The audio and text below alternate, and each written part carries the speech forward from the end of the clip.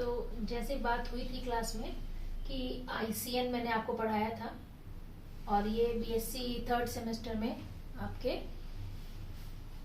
Unit 1 में है। और आइए समझ लेते हैं कि आईसीएन प्रॉपरली है क्या। ठीक, पढ़ा तो है आप लोग ने, बट इसको लर्न करने का एक शॉर्टकट तरीका थोड़ा सा देख लेंगे तो एग्जाम में अटेम्प्ट करने में आसानी होगी। देखिए, आईसीएन जो पहले जिसे ICBN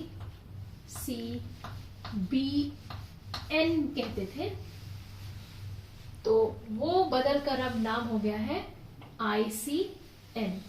क्या है इसका मतलब? International code of nomenclature of algae, fungi and plants. तो इसमें क्या है कि केवल एल्गी, फंजाई और प्लांट्स का नॉमेनक्लेचर करना मतलब नाम बताना, नामांकरण। जैसे कोई बच्चा पैदा होता है तो उसका नाम रखा जाता है ना, वैसे ही कोई एल्गी या फंगाई या प्लांट डिस्कवर होता है तो उसका नाम रखा जाता है, जिसे कहते हैं नॉमेनक्लेचर। तो उसके रूल्स हैं। नाम आप ऐसे ही नहीं रख सकते कि किसी भी प्लांट का कोई भी नाम हो सकता है। कुछ प्रिंसिपल्स हैं, कुछ रूल्स हैं, उनको आपको फॉलो करना है। तो देखिए, आईसीएन में मुख्यतः 3 चीजें आती हैं: प्रिंसिपल्स, रूल्स और आईसीएन के रिकमेंडेशन। तो प्रिंसिपल्स जो मुख्य रूप से 6 हैं, रूल्स जो है बहुत सारे लेकिन यहां पे मैंने आपको 7 बताए हैं, और रिकमेंडेशन जो 2 रिकमेंडेशंस बताए हैं। तो प्रिंसिपल्स जो 6 हैं उनको शॉर्ट फॉर्म में आप लर्न कर सकते हैं। क्या? STP ऑन लारे, STP ऑन लारे। तो आप ऐसे लर्न कर लें, STP ऑन लारे। अब इसका फुल फॉर्म जान लीजिए। S से है स्ट्रेट फॉरवर्ड मतलब ये कहता है आईसीएन कि हम केवल नॉमेनक्लेचर करेंगे किसका? एल्गी, फंगाई और प्लांट्स का। इसके अलावा बैक्टीरिया या वायरस का हमसे कोई मतलब नहीं है। बैक्टीरिया एंड वायरस का नहीं करेंगे, बैक्टीरिया वायरस का नहीं करेंगे। केवल एल्गी, फंगाई और प्लांट्स से रिलेटेड चीजें यहाँ पे डिस्कस होंगी आईसीएन के थ्रू। तो नाम रखने के लिए केवल एल्गी, फंगाई और प्लांट्स का नाम रखा जाएगा। और पहले नियम को कहते हैं स्ट्रेट फॉरवर्ड नियम, प्रिंसिपल। फिर सेकंड प्रिंसिपल है टाइप मेथड। जैसा कि पहले एक आपको वीडियो भेजा था जिसमें नॉमेनक्लेचर टाइप बताया था, उसमें आपको बताया था आइसोटाइप, सिनटाइप, पैराटाइप, एपीटाइप और इस तरह से कई सारे टाइप्स आपको बताए थे। तो वो वीडियो देखकर आप टाइप मेथड समझ लेंगे कि कैसे प्लांट्स को प्रिजर्व किया जाता है और उसके आधार पर नॉमेनक्लेचर किया जाता है, मतलब नाम रखा जाता है। जो बेस्ट होता है उस होलोटाइप, उसके आधार पर नाम रखा जाता है। ठीक, तो आपको बताया था holotype, lectotype, isotype, syntype, paratype, वो वाला वीडियो आप देख लीजिएगा। तो टाइप मेथड का नियम अपनाया जाता है जब हम किसी का नाम रखते हैं, एल्गी, फंगाई या प्लांट्स का। तीसरा है प्रायोरिटी ऑफ पब्लिकेशन। जो सबसे पहले पब्लिश कर देता है नाम को, नाम पब्लिश कौन करता है? जो सबसे पहले बॉटनिस्ट या साइंटिस्ट नाम रख देता है, उसी नाम को माना जाएगा कि हाँ, इनका नाम इन्होंने ये सजेस्ट किया है और वो ही नाम रखा जाएगा। फिर वन करेक्ट नेम के अंतर्गत आता है कि एक प्लांट का कोई एक ही नाम, प्लांट या एल्गी या फंगाई का कोई एक ही नाम जो जिसमें जीनस और स्पीशीज इस तरह से पूरा सही से दिया होगा, उसी नाम को रिकमेंडेशन मिलेगी, उसी नाम को माना जाएगा।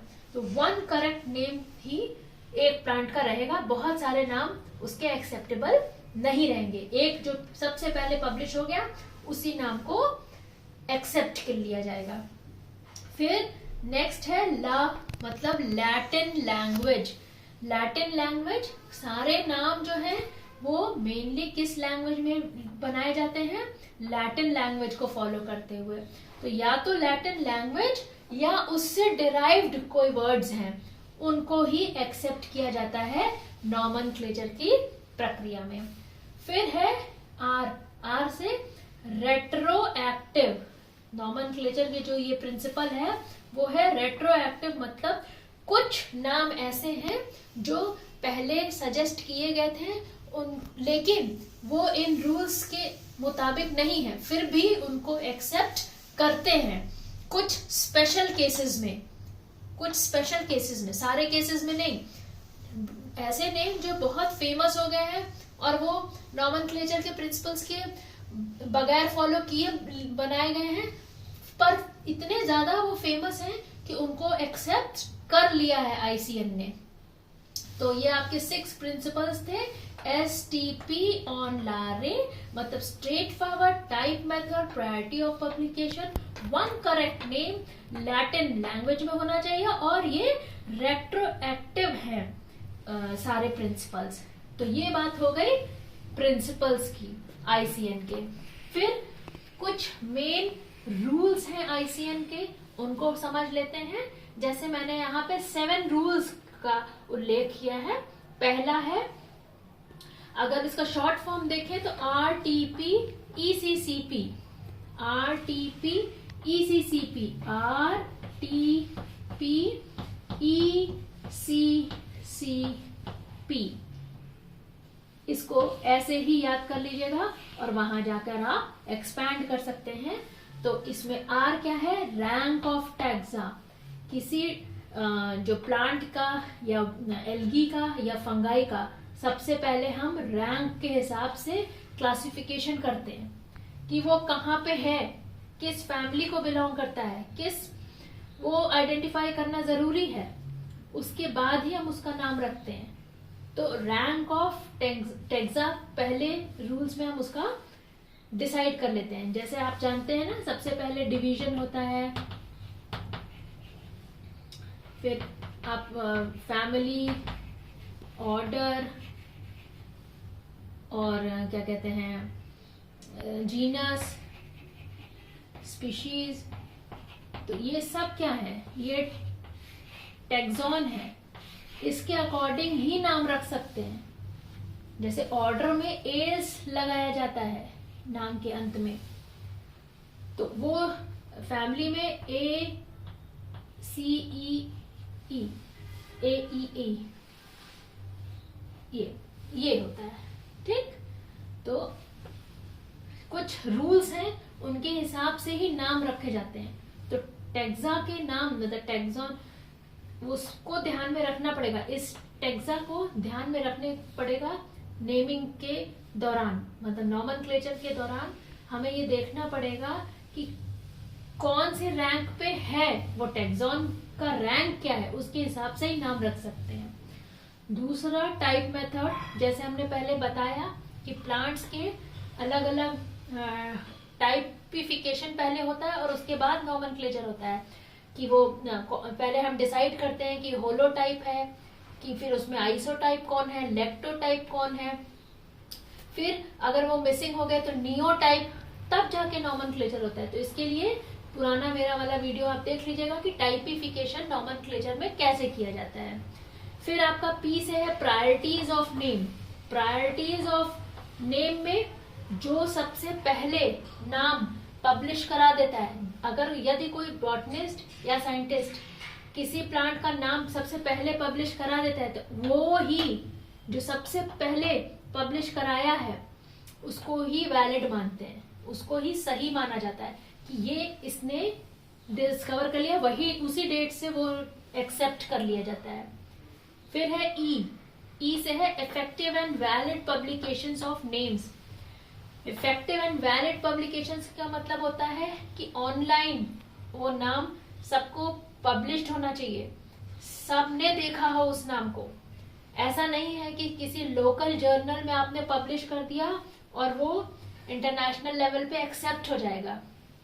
नहीं, आपने एक रिकॉग्नाइज्ड जर्नल में ही पब्लिश करना है नेम को, उसके बाद ही ऑल ओवर वर्ल्ड उसको एक्सेप्ट किया जाएगा। फिर है ई मतलब इसमें है साइटेशन ऑफ ऑथर्स नेम, मतलब जो आपका पब्लिकेशन हुआ है नाम जीनस और स्पीशीज के साथ, उसके साथ उसके ऑथर को भी साइटेशन दिया जाएगा, मतलब उसके ऑथर को भी मेंशन किया जाएगा कि हाँ इन्होंने इस प्लांट को डिस्कवर किया है या इसका नेम किया है। जैसे ट्रिटिकम एस्टिवम,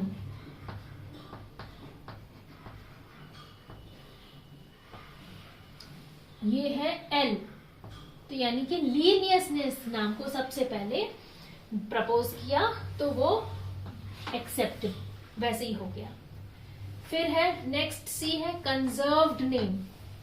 कंजर्व्ड नेम का मतलब होता है कि नाम जो है, जो सबसे पहले जो प्रचलित नाम है, पॉपुलराइज्ड हो गया है, उस नेम को भी हम एक्सेप्ट करते हैं। यदि कोई नाम है जो सबसे पहले पब्लिश हो गया है और नॉमेनक्लेचर के हिसाब से नहीं भी है, तो भी उस नाम को कंजर्व्ड समझा जाएगा और एक्सेप्ट किया जाएगा। ये रूल है कि हम अगर पहले नाम पब्लिश हो गया है नॉमेनक्लेचर में और वो नहीं भी अकॉर्डिंग टू नॉमेनक्लेचर रूल्स हैं, तो भी एक्सेप्ट किया जाएगा। उसे कहते हैं conserved nomina, conserved name. Last P, priority of publication, मतलब जो भी आप नॉमेनक्लेचर कर रहे हैं प्लांट का, उसका पब्लिकेशन होना बहुत जरूरी है। कौन सबसे पहले पब्लिश हुआ है उसी को मान्यता मिलेगी डेट के हिसाब से। अगर पब्लिकेशन बाद में जो हुए हैं उसके बाद, उनको एक्सेप्ट नहीं करता है नॉमेनक्लेचर रूल्स।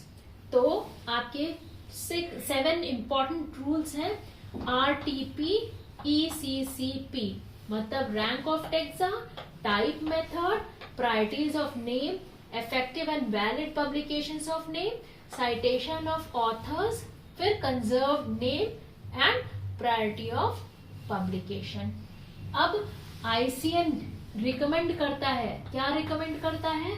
वो रिकमेंडेशंस देता है कि कैसे इन रूल्स का, नॉमेनक्लेचर रूल्स का यूज किया जाए, प्रयोग किया जाए। वो कहता है कि कभी भी नॉमेनक्लेचर कीजिए एल्गी का, फंगाई का या प्लांट्स का, तो इन रूल्स को फॉलो करते हुए ही करिए। ये हो गया पहला रिकमेंडेशन। दूसरा रिकमेंडेशन हो गया objective of ICN is to bring uniformity and clarity. Uniformity and clarity मतलब कि भविष्य में कोई विवाद ना हो, भविष्य में नाम हमने रखा, इसका कोई विवाद ना आए सामने, इसलिए इन सब नियमों को फॉलो करते हुए ही रखा जाएगा। क्योंकि जो वैलिड पब्लिकेशन करेगा, जो सबसे पहले पब्लिकेशन करेगा, उसी को आईसीएन मान्यता देता है। तो वो ये कहते हैं कि इन नियमों का, रूल्स को फॉलो करके अगर आप नॉमेनक्लेचर कर रहे हैं तो भविष्य में कोई विवाद की स्थिति नहीं आएगी। तो एक बार आप समरी समझ लीजिए कि आईसीएन क्या होता है और उसके अंतर्गत क्या चीजें आती हैं। तो आईसीएन जो है वो international code of nomenclature of algae, fungi and plants है। मतलब इन तीनों का नाम रखा जाएगा इसके अंतर्गत। कैसे? कुछ प्रिंसिपल्स को फॉलो करके, कुछ रूल्स को, और कुछ जो इसके रिकमेंडेशन है उनको मानना पड़ेगा। प्रिंसिपल्स क्या है? STP ऑन लारे मतलब straight forward, type method, priority of publication, one correct name, Latin language, retroactive. और रूल्स क्या है? RTP, ECCP मतलब rank of taxa, type method, priorities of name, effective and valid publications of name, citation of author name and conserved name, and last is priority of publication। In rules का follow करना है। Recommendation क्या है कि ICN बताता है कि इन rules को फॉलो करके ही नॉमेनक्लेचर करना चाहिए। और दूसरा ऑब्जेक्टिव ये है इनकी आप अगर भविष्य में कोई विवाद नहीं चाहते हैं तो इन रूल्स को फॉलो करके ही करिए। अगर कोई विवाद होता है तो रूल्स के हिसाब से देखा जाएगा कि किसने पहले पब्लिश किया है नाम को, उसी को एक्सेप्ट किया जाएगा। बस इतना सा है ICN. Thank you for watching.